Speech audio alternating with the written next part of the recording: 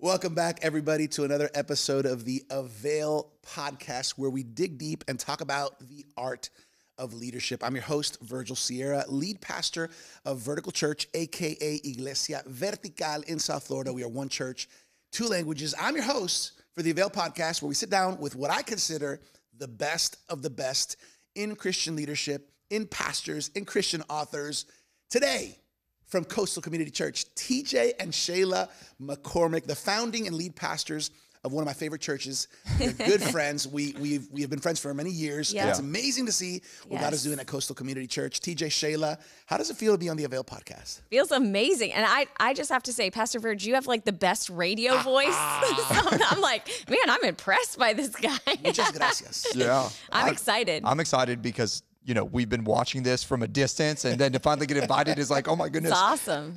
Well, one of the things at AVAIL, obviously we get to connect with amazing leaders. Yeah. I consider you guys to be amazing leaders. Also, very, very special friends, very significant friends to me and my wife, Ghislaine. Yes. And here at AVAIL, we are just honored to be able to sit down with pastors, leaders, and just really talk leadership. Before we jump in, and you know, because I got you both here, we're going to talk leading together. Yes, yeah. We're going to talk church culture and DNA and just how to infuse that into our staff and our leaders.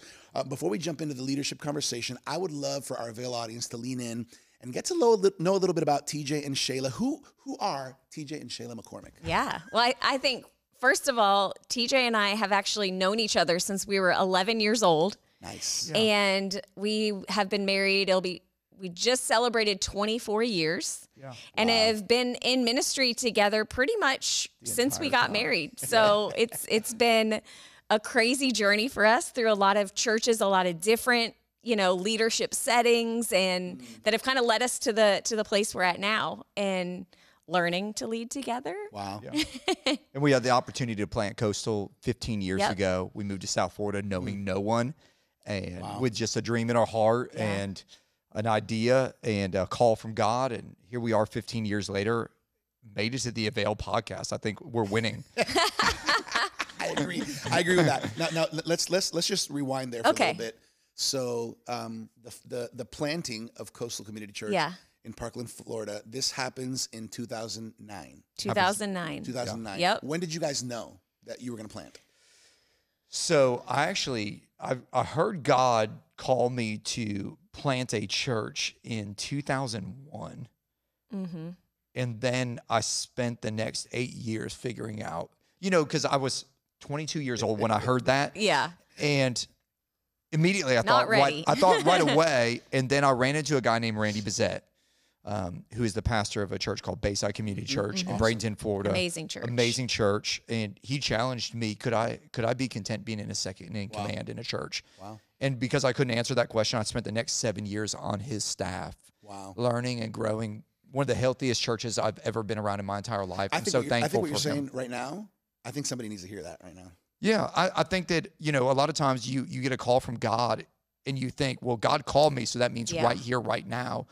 And a lot of times God is letting you know what's in the future, but there's a season of preparation for that future. I think in that season, we were kind of coming out of maybe an unhealthier church environment. 100%. Mm-hmm. And if we would have planted in that moment where we kind of heard that calling, it would have been more out of frustration than health. And I think a lot of people plant churches sometimes out of a bad experience. So I want to go create something that is totally different than the experience I just had, rather than being in a healthy environment and then planting out of health. And when he gets this, I don't know if it's a tickle. I don't know if it's a dream, right? When he gets this and he tells you, hey, I think this is what, were you immediately I already knew, or did it take you a little bit of time to process?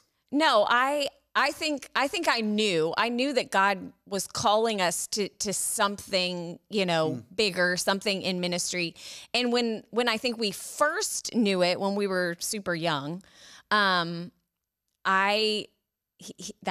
made you had to quit your job at the church that we were at then, that was not the healthiest environment. And I just said, you know what? I'm going to be the stability in this season so you can exercise your missionary habit. And here. I think that this is one of the beautiful things about our relationship, is that Shayla has always been stability.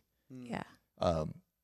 I've felt like God has spoken to me and felt like I'm supposed to make these bold leaps. Yeah. And Shayla's always said, hey, I'm going to provide the stability so that we can make those bold moves from God and take the chance. And that has, not only did it help in those seasons, but it even helps with our leadership today, because I'm still hey, let's go do something crazy and risky. And Shayla's like, let me provide stability so we don't crash and burn. It's funny because, Ghislaine and I, we also pastor together. Yes. And there's a lot of similarities in that way as well, where she is, sometimes I'm flying, right? Oh, and yeah. she's like, let me just make sure that there's a string attached to that kite, That's exactly, spirit and truth, right? Yeah. Sometimes I'm spirit, the truth is holding us, making sure we have a good balance. Absolutely. So, I love when I have an opportunity to sit down with pastors, husband and wife, that particularly lead together, because that's not always the case. No. We know that. Not every couple is called to pastor together. You guys are, and you guys do an extraordinary job of pastoring together, of leading together, of loving your church, your staff, your people together, and we from a distant and close up, we have been able to be witnesses to that, and I love that. Let's talk a little bit about leading together. I think there's pastors out there who do, together. There's younger couples who will in the future.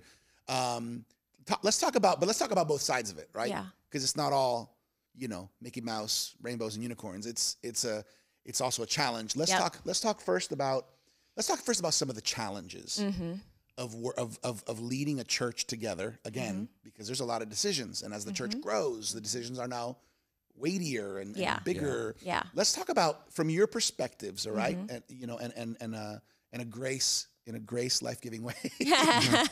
What have been some of the challenges in the journey of leading together?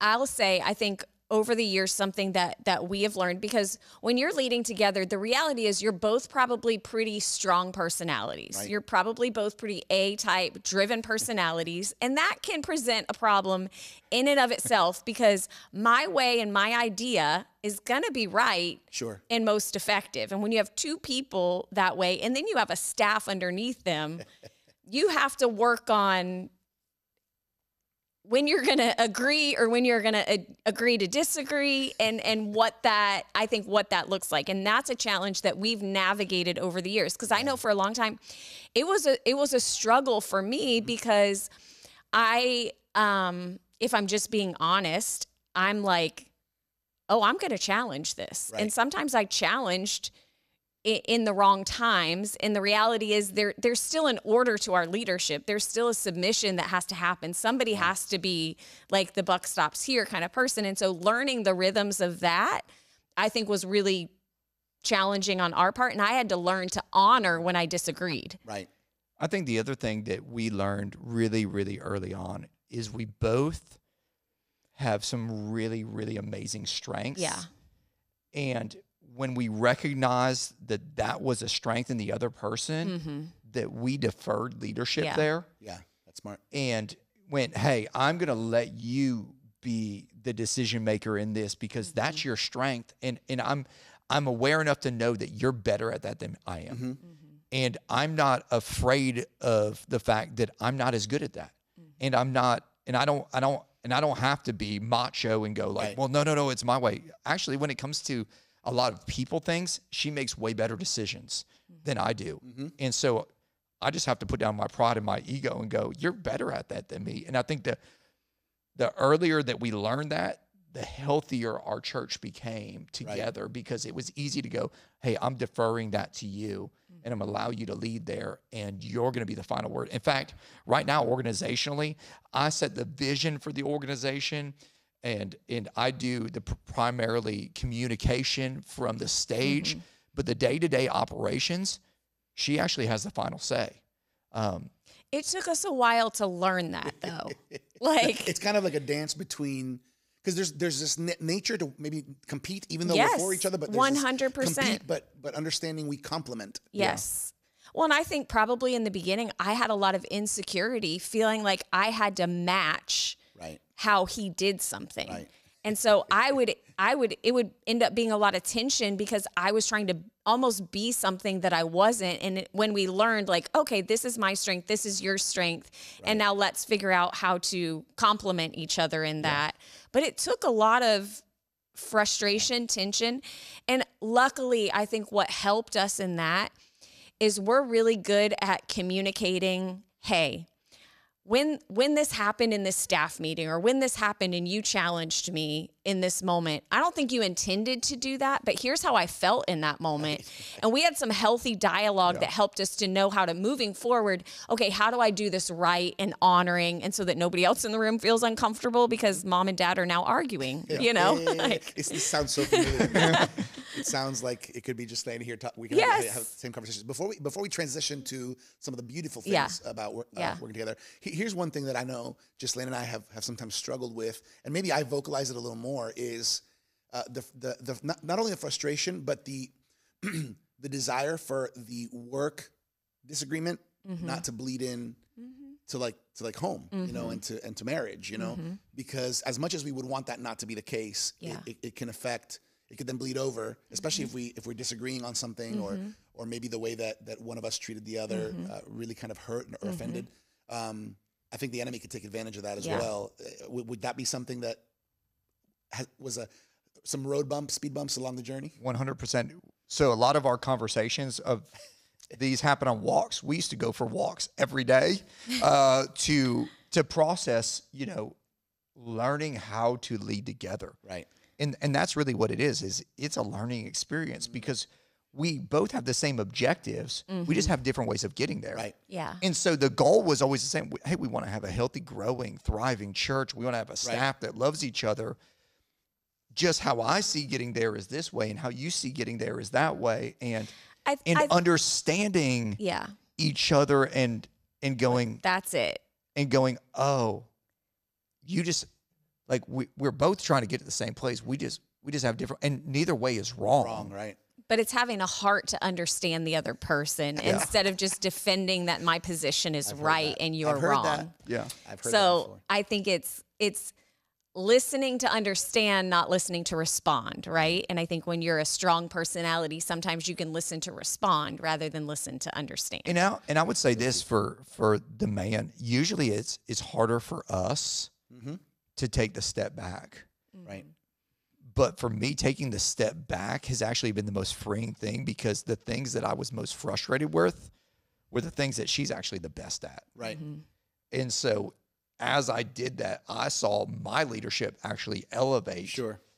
Because when I do bring a voice now, it really means something if I speak up on that. Yeah. Whereas now, because she's the primary voice, when I come in and something is really important to me, like, everybody's like, oh, that must be really important to him. And it actually carries more weight. Yeah. But there is a right way to step back, because it could also be like, all right, fine, I'm out of this. Yeah. Yeah. And then that kind of approach is not going to be helpful. No, there's times I'd like to do that, though. You do. I think you do have to, as you're working through that, you have to clarify, here's your role, here's my role, here's your voice, here's my voice, kind of thing. And I think over the years we've learned, okay, naturally this is who you are and this is who I am. So we're going to build kind of clarity around what you control and what I control, kind of. Yeah, the clarifying the expectations, because the farther expectations are from reality, Correct. the more conflict and frustration there is. The more clear we are together, and the more clear the staff team is. Yes. Who do I go to for what? Exactly. That brings clarity. Clarity brings security. Security brings comfort and excellence, right? 100%. All right. I like that. And it feels, as I'm hearing you guys share, I identify, because Giseline and I lead together, and we've been through some of those. But the beautiful thing is we are so much stronger together. Yeah. Not only do you guys acknowledge that, but I'm sure your staff team and your leaders and even the church would say how beautiful it is. Yep. You know, because again, not every pastor couple necessarily leads, or even pastors together. However, I think there's a beautiful thing about it when both voices are a part of the journey of a church. Let's talk church culture. One of the things about Coastal Community Church that I admire is that the moment you walk in, the moment you interact, anybody on the staff team or leadership team, there's just a clarity, like, oh wow, this is an excellent team. This is a clear team. What are some of the what are some of the values, principles, practices when it comes to staff and team culture that you guys would share as, man, these are things that have really made a difference for us? Yeah. I mean, I think the first thing is like you have to define some of those things, right? Like if you don't know who you want to be, then it's hard to actually implement those things. So we really sat down a long time ago and said, okay, as a staff, what are the behaviors? What is the culture that we want to create? And then let's build some things around that. And when we land on those things, those are things that we're going to constantly evaluate, measure, and so that we're making sure that it's not just something we say, but something we actually do. Craig Groeschel actually says this statement a long time ago, and it really changed the way that I look at these things. He said, it doesn't matter what's written on your walls if it's not happening in your halls. Like, then you don't really value it if it's not happening.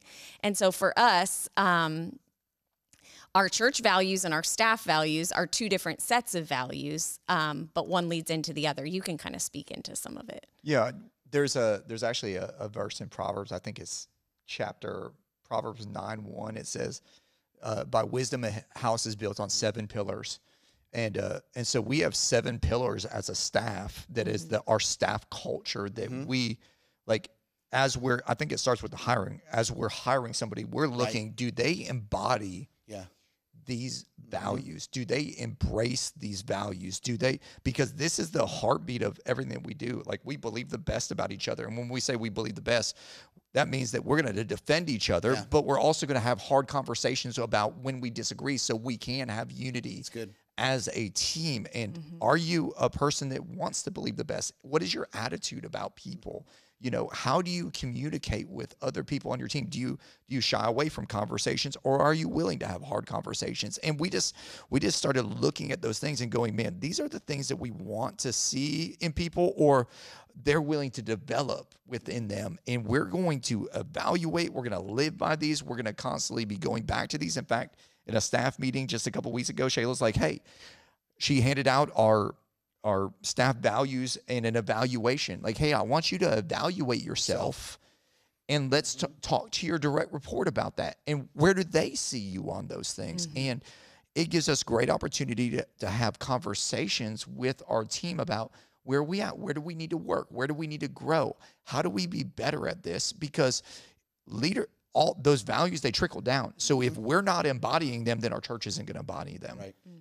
And if we want to build the healthiest culture that we possibly can, then these have got to be a priority for us first and foremost. I think a lot of organizations probably have aspirational values, but they have nothing in place that actually get them there, and you're not actually seeing it in the organization because it's not something that's clear, that's defined, and that people actually are held accountable to. So a question about values. You mentioned, you guys kind of said, okay, we have 7 kind of staff values. These are important to us, significant to us. In the process of figuring that out, right, of determining what values, what helped you? I mean, did I imagine maybe looking at other organizations and churches and what are their values? Maybe who are we? Kind of what were some of the what tips would you give to a church who's saying, hey, we want to kind of come up with our values? What's a good couple of pieces of advice for coming up with our own values?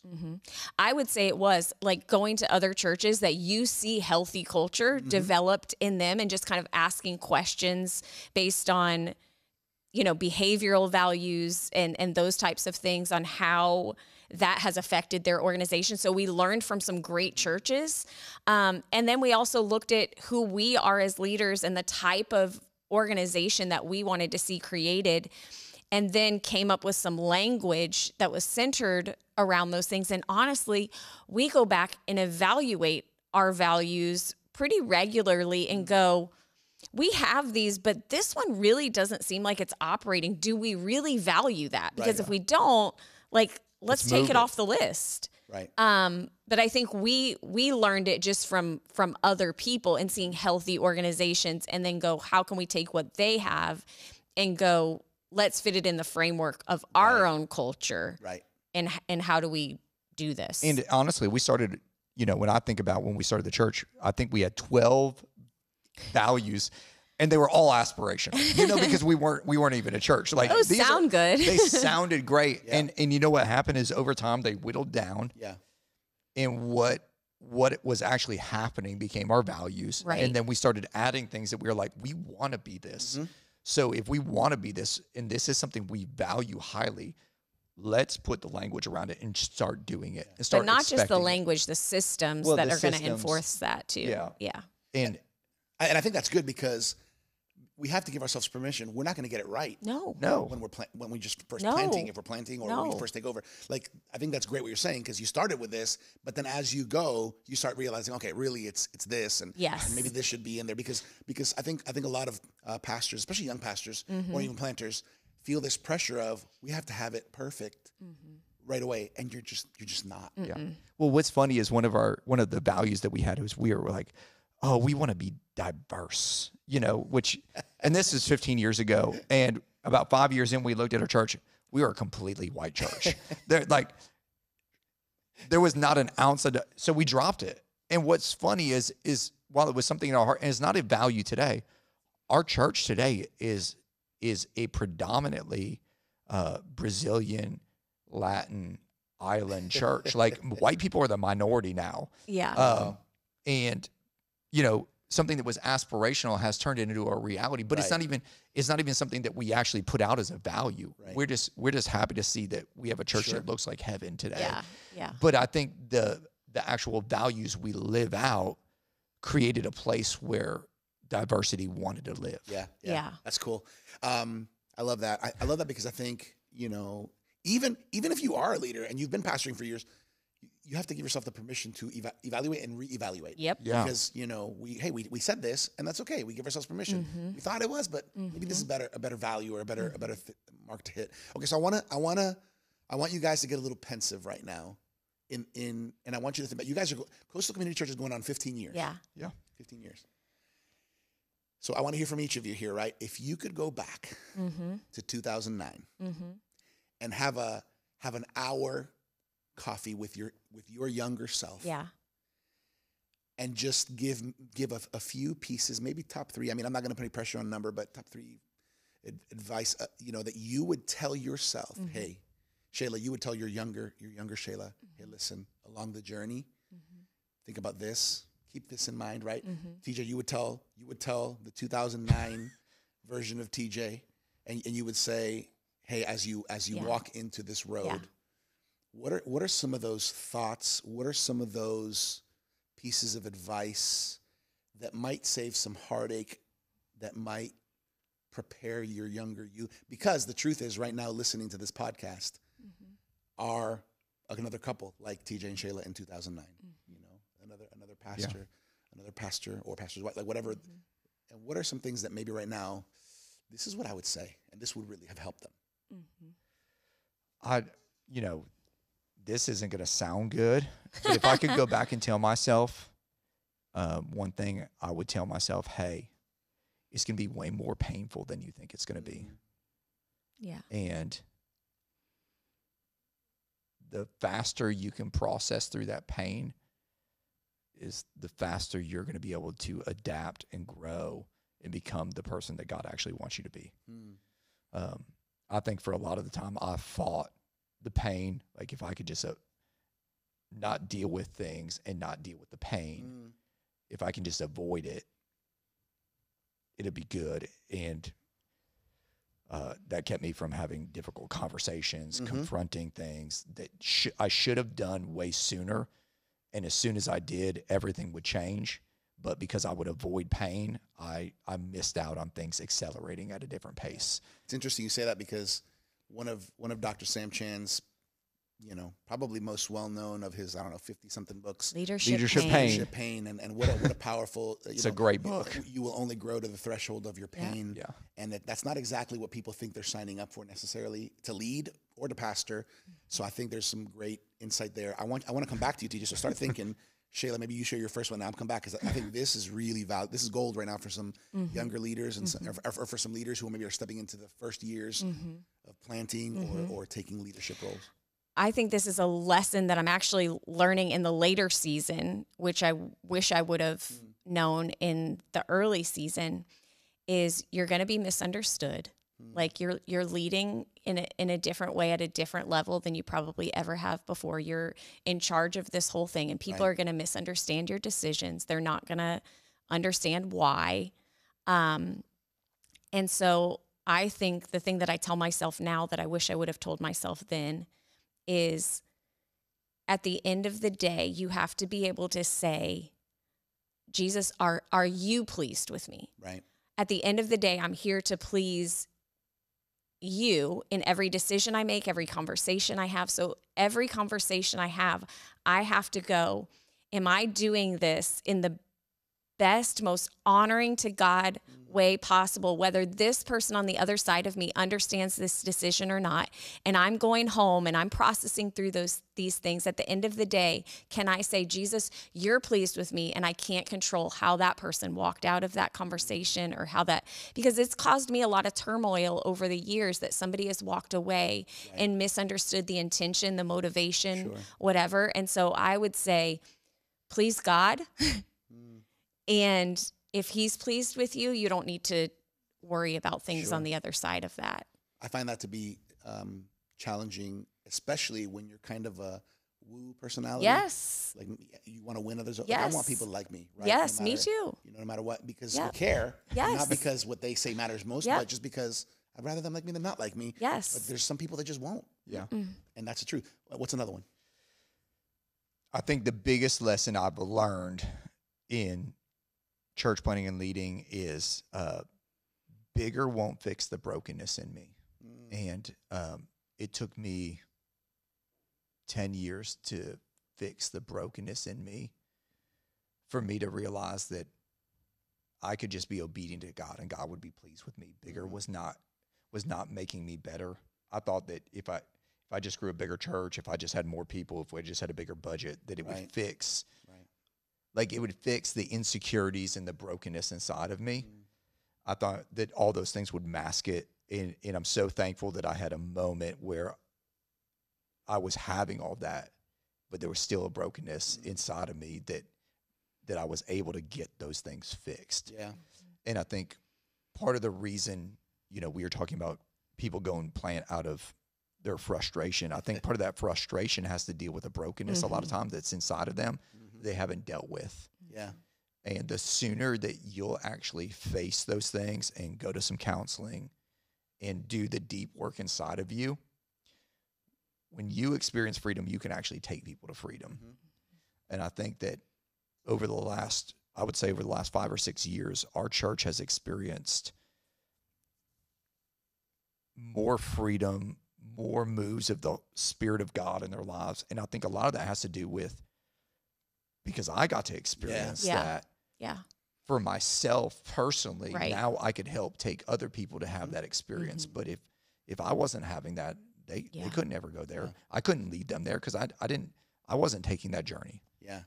I believe that, and I've seen that. I believe healthy, thriving churches are a result of healthy, thriving pastors and leaders. 100%. And I think that's so important, not only for us as lead pastors, but even modeling that and walking our staff through that, our lead leaders, the people that are kind of running with us and leading with us, because you can't really give what you don't have. But how about just for your kids? For your family, and your spouse? Huge. Yeah. Huge. Shayla, one more from you. I would say learn to be yourself and being okay with being you and uniquely you. I think especially starting out in leadership, we try to model what we've seen in other people. And that's okay. Sure. But at some point you have to find your own voice and be okay with your own voice, because God called you, not a version of somebody else. And so figuring out your own uniqueness and then being okay with being that and understanding that that's who God created you to be, and it's okay to live in that. And I think again, going back to the first several years of our church plant, I think God was working that out in us of just going, it's okay for you guys to be you, because that's who I called you. Not you to be Church by the Glades or for you to be this other leader or this other church, but to be uniquely who I've created you to be. And comparison is a tough trap.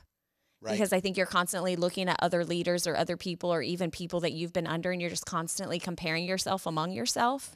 And that just gets to a really unhealthy place. I mean, we've said it like this before. You've probably heard people like, we all have different strides, even all of us, depending on how tall we are or how, and somebody that's taller than me is going to have a longer stride. And it's going to take less effort for them to get further a little bit faster, but that's not my stride. And if I try to walk in somebody else's stride, I'm going to end up worn out and tired because I'm not just embracing who I am and the stride that God's given me. Yeah, that's good. I kind of think of David putting on Saul's armor. Yes, right? yes. And realizing and understanding ourselves that all of our growth potential is different. All of our calling and giftedness is, and it's okay. Just being comfortable in that. Yep. I think that's huge. Yep. I wanna go the final stretch here, and after that we'll tell people how they can connect and learn more about Coastal and what you guys are doing and all that. Final stretch, just on the fun side, fun side of pastoring and leading. We know that there's pain in leading, right? And that's just the reality. We know that there's tension and challenge, but there's also a beauty and a fun when you do find your stride. Yes. And when those people that God called to your pastorate and to your church and to be a part of the vision, and man, they jump in and they start actually running and pushing with you.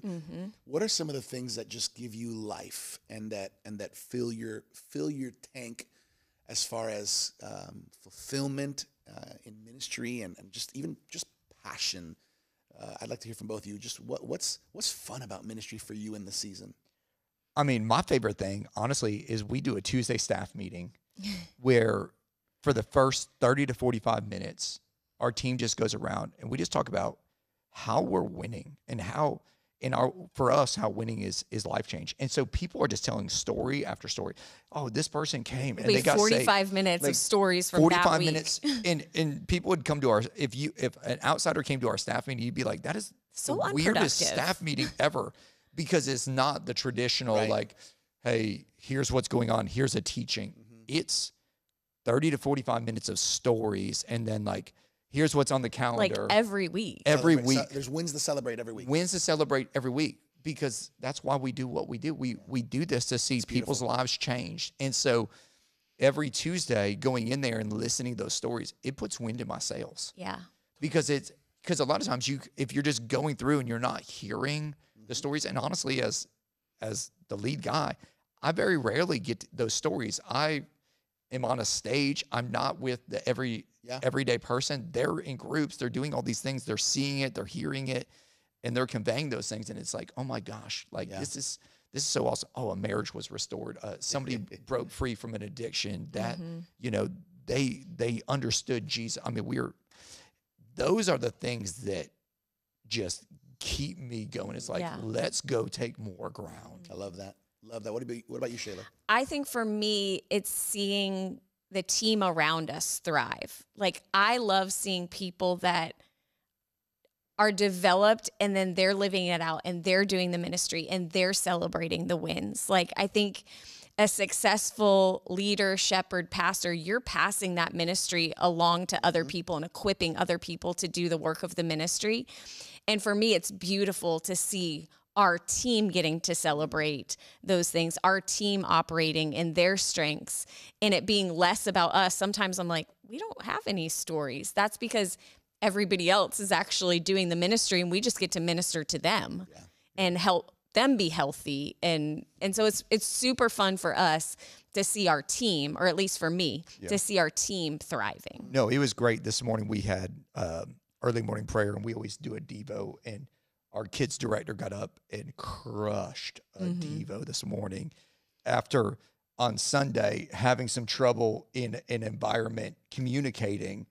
To see her come around and just unbelievable. I was like, dang, that was a good word. She should preach on Sunday. Right? It's like that's win. Yeah, huge win. Yep. Huge win. Love it. I love that. I love this conversation because for so many reasons.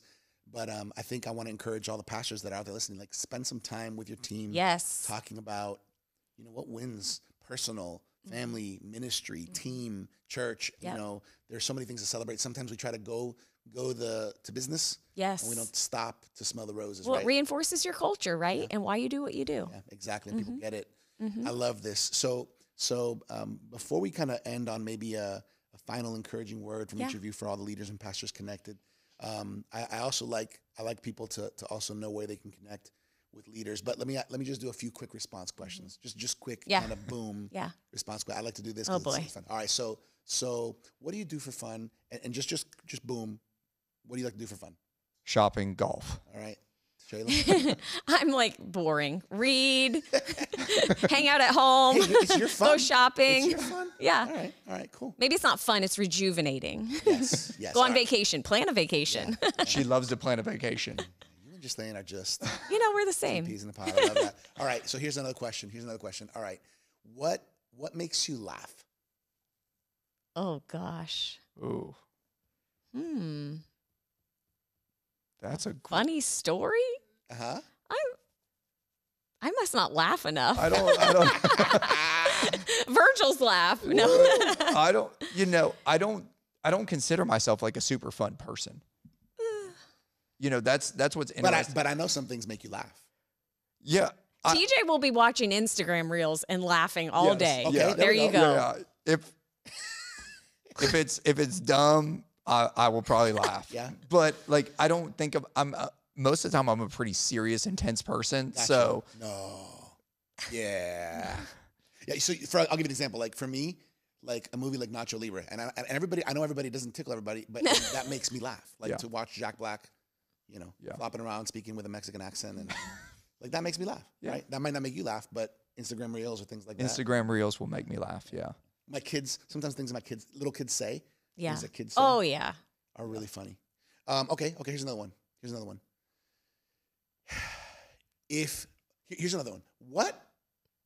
What resource or app or maybe website or something that's been helpful for your church, for your staff, or for yourself? Yeah. Anything that stands out? Yeah. So I read a book a little over a year ago called Traction. And it was a game changer for me. I'm an avid reader. Shayla is as well. I mean, we are constantly consuming books, and it was like a book that gave us practical application of how do we really manage the staff and business side of the church. And we implemented it, and our productivity as an organization, our accountability, our communication has elevated to levels that we have never experienced. For us, I tell every church, in fact, you came and hung out with us a couple of weeks ago, and I was giving out the books to all the pastors. I was like, hey, this is something that has been highly valuable to me. And so I want every pastor to know, because it's like, it was a game changer for us when we implemented it. I love that. I love that you share that with me about a year ago as well, and seeing how that's really helping. Shayla, what about you? For me, it's the book Boundaries for Leaders by Dr. Henry Cloud. In there, he talks about how you're ridiculously in charge. So any kind of frustration in your organization, you can't blame on anybody else, because you're the one in charge. So your frustration is either something you've created, or it's because of something that you've allowed to continue for too long. And so now you're frustrated about it. So it always comes back to you in this ridiculous ownership aspect of your organization. That's good. Last question. Okay. What breaks your heart? What breaks my heart the most is still to this day, people misunderstanding and leaving. Because, like, at the end of the day, like, I love people. Right. I became a pastor because I really do want to shepherd people.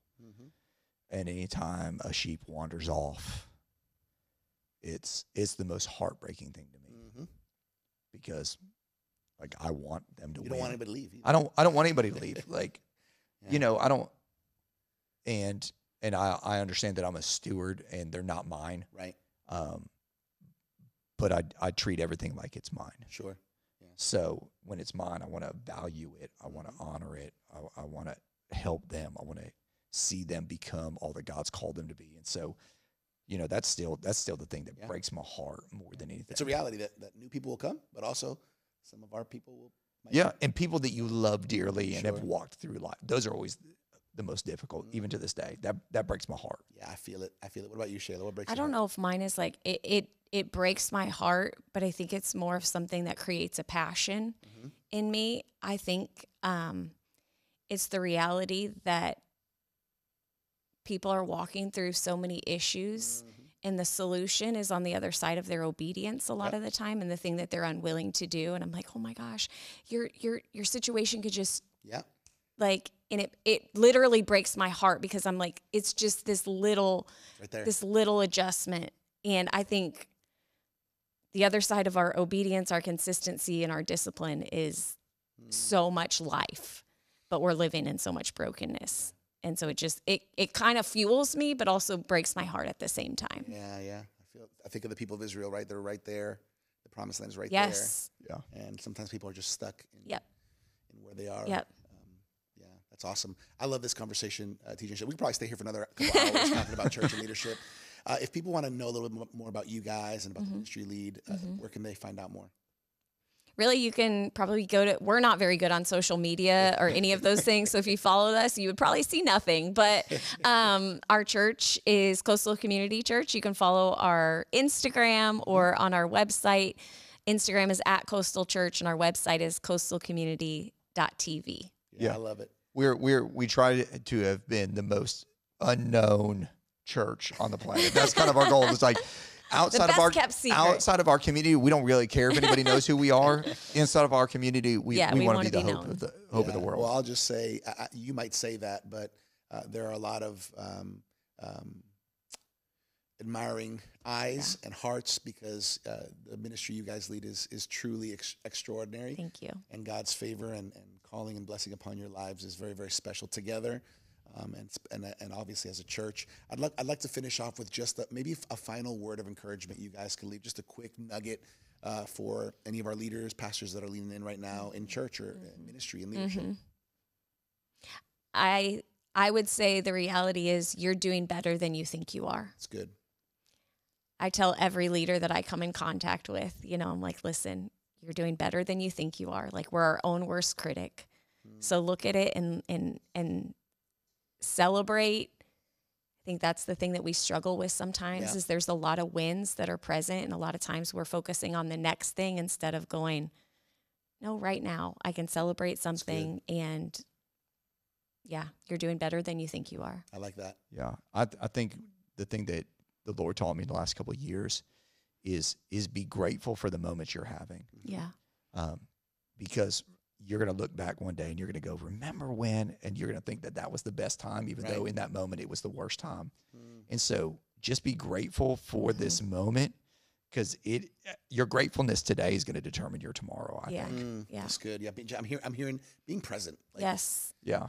It's funny because sometimes, you go places for special events and even, I was thinking the other day, my youngest child actually graduating elementary school, and everybody is literally on a phone, Yes. and they're missing the actual moment. And, sometimes we can be focused on just the things that aren't the most important. Well, I remember, I'll tell just a brief little story, because I think this was significant for me, but I remember there being a time where I just kept going, God, what else do you want me to do? Whatever, like, how can I please you better? It was always more. I need to do more. And I remember God whispering, but when was the last time you were just my daughter? And I was like, man, that just taught me in those moments, just be. Yeah. Like, just be. He loves you how you are. You're doing great where you are. Stop trying to just more. That's good. And just be. Yeah. That's good. Thank you for sharing this time Yeah. with me. I want to just mention on behalf of our AVAIL team, Dr. Sam Chan, Martijn Van Tilburg, who are our founders. We just love having opportunities like this to talk leadership. We honor you guys for your leadership, and we're proud to see how God has used you to this point. Can't wait to see what's ahead for Coastal Community Church. So thanks for being with me on this podcast. Thanks for having us virtual. Yeah. Hey, if you're watching or if you're listening to this podcast and you are not yet subscribed to the AVAIL Journal, please go to availjournal.com for a free trial subscription, and I guarantee you'll get hooked, because it's one of the best Christian leadership magazines out there. It's going to help you on your leadership journey. Great content, great contributors. You're going to grow in your leadership, and you might as well invest on good resources. They're going to help you on your leadership journey. On behalf of the AVAIL podcast, my name is Virgil Sierra, lead pastor of Vertical Church. your host, where we talk leadership, we dig deep, get into this art, which is not always easy, but is so worth it. We'll catch you next time right here on the AVAIL podcast.